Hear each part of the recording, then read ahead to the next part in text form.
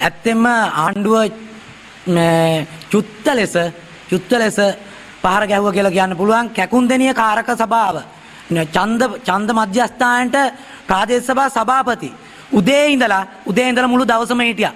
ඒ තරම් බලපෑම් කරලා ආණ්ඩුවේ ඒ තරම් බලපෑම් දීලා ගන්න හදපු බෙරළපණ සමිතිය තමයි බෙරළපණ අතුරු සේවා සම්පකාර සමිතිය. නමුත් ජනතාවගේ කැමැත්තෙන් තමයි සියලුම දෙනා අපේ කැකුන්දෙනිය කාරක සභාව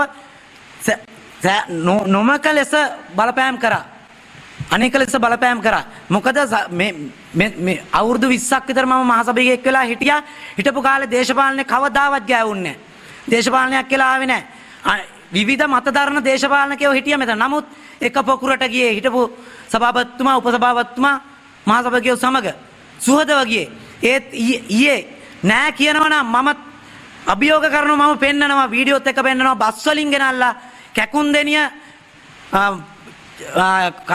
කාරක සභා ඡන්දය තිබෙන තැනට බස් වලින් ගෙනල්ලා ආණ්ඩුවේ සභිකයෝ මේ අවට ඉන්න ජනතාවට එහා ගියපු සභිකයෝ ටිකක් ගෙනල්ලා එතන බලය පැතිරුවා. බලය පතුරවලා අනේක ලෙස තමයි බලය ගන්න හැදුවේ. අපේ ජයග්‍රහණය අපිට ගියා එකක්. අපිට මේ තරම් කැකුන්දෙනිය බලපෑම් කරා විවිධ ඇමතිවරු ආවා. ප්‍රාදේශ සභා සභාපති උදේ ඉඳලා හිටියා.